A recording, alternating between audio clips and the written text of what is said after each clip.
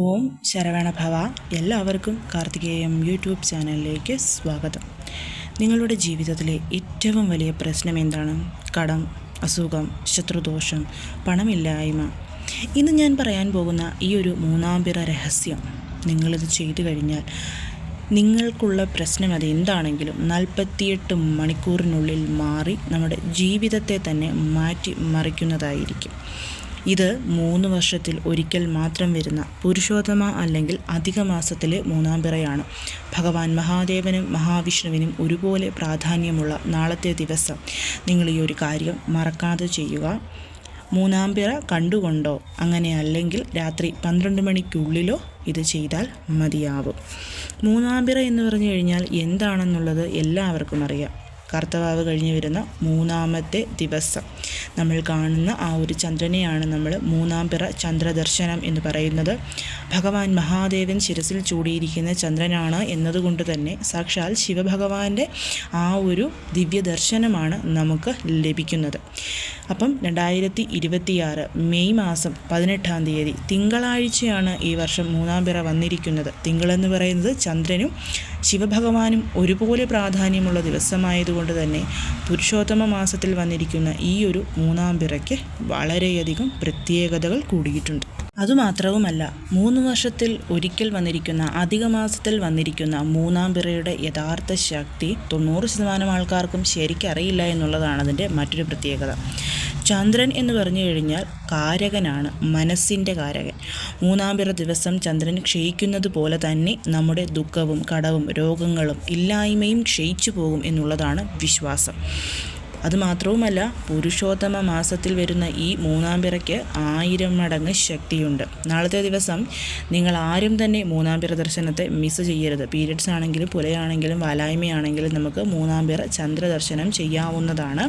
ഇനി ഞാൻ ഈ പറയുന്ന ഒരു വഴിപാട് ഇതും നിങ്ങൾക്ക് പീരിയഡ്സ് പുല വാലായ്മ ഇതുള്ള ആർക്ക് വേണമെങ്കിലും ചെയ്യാവുന്നതാണ്. അപ്പം ആദ്യം തന്നെ നാളത്തെ ചന്ദ്രദർശനം എപ്പോഴാണെന്നുള്ളത് പറയാം. അതിന് മുൻപായിട്ട് നാളത്തെ ദിവസം തിങ്കളാഴ്ചയാണെന്ന് ഞാൻ പറഞ്ഞല്ലോ. അപ്പോൾ 30 തിങ്കൾ കൂടിയിട്ടുള്ള നാളത്തെ ദിവസം ശിവക്ഷേത്ര ദർശനം നടത്തിയിട്ട് മൂന്നാംപിറ കാണുന്നത് വളരെ ഉത്തമമാണ്. നാളെ മൂന്നാംപിറ ആകാശത്ത് നമുക്ക് പടിഞ്ഞാറ് ഭാഗത്തായിട്ട് തെളിയുന്ന ആ ഒരു സമയം എന്ന് പറയുന്നത് നാളെ വൈകിട്ട് 6:30-നും 7:30-നും ഇടയ്ക്കുള്ള സമയത്താണ്. അപ്പം ആ ഒരു സമയത്തിന് മുൻപായിട്ട് നിങ്ങൾ വീടിനടുത്തുള്ള ശിവക്ഷേത്രത്തിൽ ദർശനം നടത്തി വീട്ടിലുള്ള എല്ലാവരുടെയും പേരിലോ അല്ലെങ്കിൽ ആരാണോ ക്ഷേത്രം ദർശനത്തിന് പോകുന്നത് അവരുടെ പേരിലോ ജലധാര കഴിപ്പിക്കുക. ഭഗവാന് പൂവളത്തിലെയും സമർപ്പിച്ച് വീട്ടിൽ തിരിച്ചു വരിക.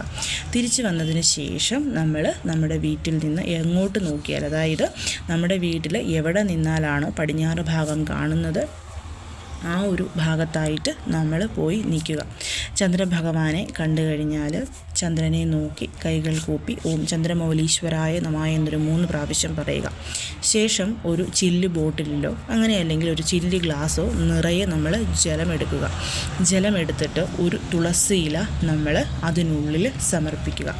അതിനുശേഷം ആ തുളസി ഇലയിൽ നോക്കി ആ ജലത്തിൽ നോക്കി 3 പ്രാവശ്യം എന്താഗ്രഹമാണോ നമുക്ക് നടന്നു കിട്ടേണ്ടത് അത് പറഞ്ഞിട്ട് ഓം നമോ ഭഗവതേ വാസുദേവായ എന്നുള്ള മന്ത്രം കൂടിയിട്ട് നമ്മൾ ജപിക്കണം.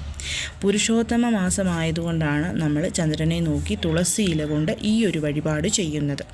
ഇത് പീരിയഡ്സ് പുല വാലായ്മ പോലെയുള്ള കാര്യങ്ങളുള്ളവർ വീട്ടിലുള്ള ആരെയെങ്കിലും കൊണ്ട് ജലത്തിൽ തുളസി ഇല നിക്ഷേപിച്ചാൽ മതിയാവും. അതിനുശേഷം അത് അടച്ച് ആ ഒരു മൂന്നാംപിറ ചന്ദ്രദർശനം നമ്മുടെ ആകാശത്ത് വളരെ കുറച്ച് നിമിഷങ്ങൾ വരെയേ ഉള്ളൂ. അത് പോകുന്നത് വരെ കയ്യിൽ പിടിച്ചുകൊണ്ട് നിൽക്കാൻ പറ്റുമെങ്കിൽ അങ്ങനെ നിൽക്കാം, ഇല്ലെങ്കിൽ അവിടെ വെച്ചേക്കുക. ചന്ദ്രൻ ആകാശത്ത് നിന്ന് അപ്രത്യക്ഷമായതിനു ശേഷം നിങ്ങൾക്ക് ആ ജലം കുടിക്കാവുന്നതാണ്. അതേപോലെ തന്നെ നാളത്തെ ദിവസം നമ്മൾ ചെയ്യേണ്ടുന്ന മറ്റൊരു കാര്യം എന്ന് പറയുന്നത് ഭഗവാനെ കണ്ട് തൊഴുത് പ്രാർത്ഥിക്കുന്ന സമയത്ത് നമ്മുടെ കയ്യിൽ പച്ചരി, സ്വർണം, നാണയം, പൈസ ഇതൊക്കെ വെച്ചുകൊണ്ട് എല്ലാ മാസവും പറയുന്നതാണ്. അപ്പോൾ കഴിഞ്ഞ മാസം നിങ്ങളത് ചെയ്തപ്പം നമ്മൾ അരി കിഴി കെട്ടി വെച്ചിരുന്നല്ലോ, ആ അരി മാറ്റിയിട്ട് പുതിയ അരി നമ്മൾ കയ്യിൽ എടുത്ത് വെച്ച് പ്രാർത്ഥിച്ച് അരിപ്പാത്രത്തിനുള്ളിൽ നിക്ഷേപിക്കാവുന്നതാണ്. അതേപോലെ തന്നെ ചെയ്യേണ്ടുന്ന മറ്റൊരു കാര്യം എന്ന് പറയുന്നത് നാളത്തെ ദിവസം ദാനധർമ്മം ചെയ്യുക എന്നുള്ളതാണ്. അത് ഏറ്റവും കുറഞ്ഞതൊരു 3 പേർക്കെങ്കിലും പച്ചരി നാളെ സമർപ്പിച്ചു കഴിഞ്ഞാൽ അത് വളരെ വളരെ ഉത്തമമായിട്ടുള്ള കാര്യമായിരിക്കും. അല്ലെങ്കിൽ അവിൽ, ഒന്നെങ്കിൽ പച്ചരി അല്ലെങ്കിൽ അവിൽ നാളത്തെ ദിവസം നമുക്ക് ആർക്കെങ്കിലും കൊടുക്കാവുന്നതാണ്. അതേപോലെ 33 ദീപങ്ങൾ ശിവക്ഷേത്രത്തിൽ നാളത്തെ ദിവസം ദാനം ചെയ്യുന്നത് വളരെ വളരെ ഉത്തമമാണ്. ഇത് ഏത് ദിവസമാണ് ചെയ്യുന്നതെന്ന് ഒരുപാട് പേര് ചോദിച്ചിട്ടുണ്ട്. ഞാൻ ആ വീഡിയോയിൽ വളരെ കൃത്യമായിട്ട് പറഞ്ഞിട്ടുണ്ട്. വീഡിയോ ചിലപ്പോൾ സ്കിപ്പ് ചെയ്ത് കേട്ടവരായിരിക്കാം. അപ്പം നാളത്തെ ദിവസം നിങ്ങൾക്കത് ചെയ്യാവുന്നതാണ്. അതേപോലെ തന്നെ മറ്റൊരു കാര്യം എന്ന് പറഞ്ഞു കഴിഞ്ഞാൽ നാളത്തെ ദിവസം ഈ ഒരു ചന്ദ്രഭഗവാൻ 3-ാം പിറ ചന്ദ്രദർശനം നമുക്ക് ലഭ്യമായതിന് ശേഷം തുളസിയില നമ്മൾ ഗ്ലാസ്സിലിട്ട് വെള്ളം കുടിക്കാനൊക്കെ വെച്ചതിന് ശേഷം കുറച്ച് തുളസിയില നമ്മുടെ കൈകളിലെടുത്ത് നമ്മുടെ വീട്ടിലെ കൃഷ്ണ ഭഗവാന്റെ ഫോട്ടോയ്ക്കോ വിഗ്രഹത്തിനോ അതിപ്പോൾ ആരാണെങ്കിലും അവിടെ കൊണ്ടുപോയി സമർപ്പിച്ച് കൈകളിൽ കൂപ്പി നമ്മൾ ആ തുളസിയില ഇട്ട സമയത്ത് പറഞ്ഞ അതേ ആഗ്രഹം ഭഗവാൻ മഹാവിഷ്ണുവിനോടും കൂടി പ്രാർത്ഥിക്കുന്നത് വളരെ ശ്രേഷ്ഠമായിട്ടുള്ളൊരു കാര്യമാണ്.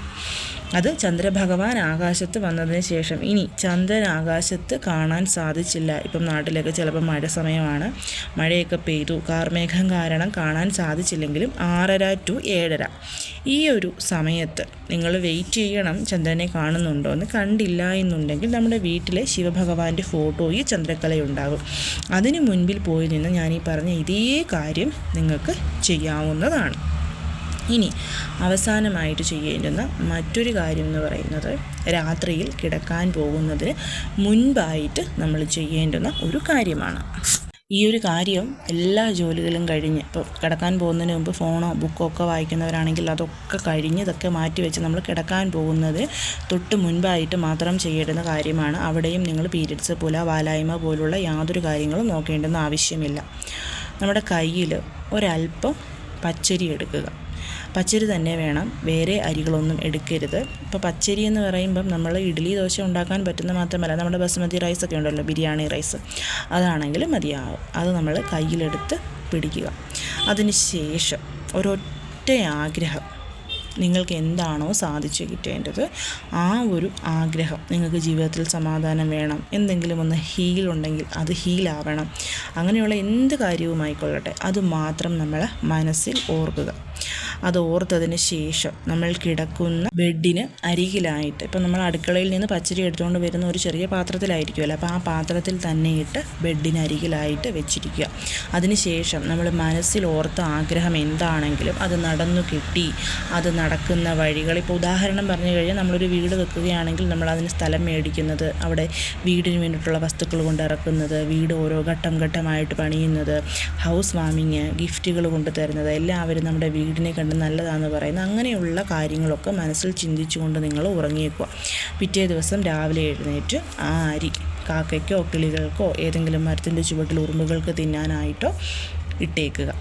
ഇതാണ് ചെയ്യേണ്ടുന്ന അവസാനത്തെ കാര്യം. അപ്പം നാളത്തെ ദിവസം ആദ്യത്തെ കാര്യം ശിവക്ഷേത്ര ദർശനം, രണ്ടാമത്തെ കാര്യം എന്ന് പറയുന്നത് അന്നദാനം, മൂന്നാമത്തെ കാര്യം ചന്ദ്രനെ ആകാശത്ത് കണ്ടു കഴിയുമ്പോൾ കയ്യിൽ വെച്ച് പ്രാർത്ഥിക്കേണ്ടത് തുളസിയിലിട്ട ജലം കുടിക്കുന്നത്, ഭഗവാൻ മഹാവിഷ്ണുവിന് തുളസിയിലകൾ സമർപ്പിച്ച് പ്രാർത്ഥിക്കുന്നത്, അവസാനം കിടക്കാൻ പോകുന്നതിന് മുൻപ് ചെയ്യേണ്ടുന്ന കാര്യങ്ങൾ. ഇതൊക്കെ വളരെ എളുപ്പത്തിൽ ഒരു പൈസ ചിലവുമില്ലാതെ എല്ലാവർക്കും ചെയ്യാൻ പറ്റുന്ന കാര്യങ്ങളാണ്. പക്ഷേ തീർച്ചയായിട്ടും ഈ പുരുഷോത്തമ മാസത്തിൻ്റെ മഹാത്മ്യം കൊണ്ട് നമുക്ക് നമ്മുടെ ആ ഒരു ആഗ്രഹം വളരെ പെട്ടെന്ന് സാധിച്ചു കിട്ടുകയും ചെയ്യും. അപ്പം നാളത്തെ ദിവസം ആരും ഇത് മിസ്സാക്കാതെ ചെയ്യാൻ ശ്രമിക്കണം. എല്ലാവരെയും മുരുകൻ അനുഗ്രഹിക്കട്ടെ. ഓം ശരവണ ഭവ.